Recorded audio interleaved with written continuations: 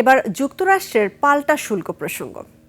পরম বন্ধু থেকে শত্রুতায় পরিণত হয়েছে মোদি ট্রাম্প সম্পর্ক।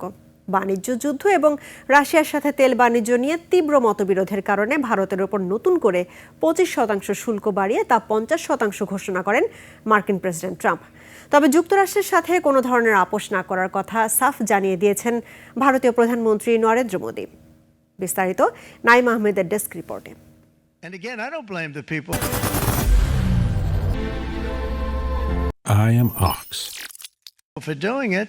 মার্কিন প্রেসিডেন্টের বিভিন্ন দেশের উপর আরোপ করা পারস্পরিক শুল্ক আলোচনার মাধ্যমে কমাতে ও বাণিজ্য চুক্তি করতে সক্ষম হলেও কোনো চুক্তি করেনি ভারত। পরে ভারতের উপর 25% শুল্ক কার্যকর করে ট্রাম্প প্রশাসন। A long time, and congratulations on having done a great job.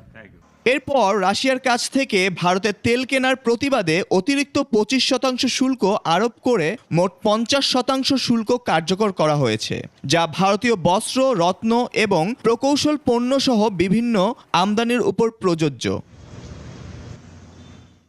Ukraine সংঘাত শুরু হওয়ার পর থেকে বিশ্বের তৃতীয় বৃহত্তম তেল আমদানিকারক দেশ ভারত। ছাড়কৃত মূল্যের সুবিধা নিয়ে রাশিয়া থেকে অপরিশোধিত তেল আমদানি উল্লেখযোগ্যভাবে বাড়িয়েছে দেশটি।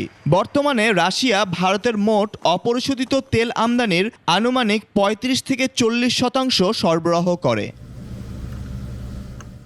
এর আগে ট্রাম্প অভিযোগ করেন ভারত রাশিয়ার কাছ থেকে তেল কিনে ইউক্রেন যুদ্ধে মস্কোকে আর্থিকভাবে সহায়তা করছে। তিনি বলেছেন, ভারতীয়রা রাশিয়ার যুদ্ধে ইউক্রেনে কতজন মারা যাচ্ছে সেদিকে পাত্তা দিচ্ছে না। এছাড়াও ওয়াশিংটন চাচ্ছিল ভারতের কৃষি বাজারে আরও প্রবেশাধিকার, কিন্তু নয়াদিল্লি তা প্রত্যাখ্যান করেছে। এদিকে নয়াদিল্লি এই শুল্ককে অন্যায্য ও অযৌক্তিক বলে তীব্র নিন্দা করেছে। ভারতের প্রধানমন্ত্রী নয়াদিল্লিতে আয়োজিত এক অনুষ্ঠানে শুল্কযুদ্ধ সম্পর্কে বলেন, ভারত কখনোই তার কৃষক, খামারি ও জেলেদের স্বার্থের বিরুদ্ধে গিয়ে আপোষ করবে না। অন্যদিকে রাশিয়া থেকে তেল আমদানির জেরে এবার চীনের বিরুদ্ধেও শুল্ক বাড়ানোর কথা ভাবছে মার্কিন প্রশাসন। What happens, but Steve has spoke his right. Naim Ahmed, 21 television.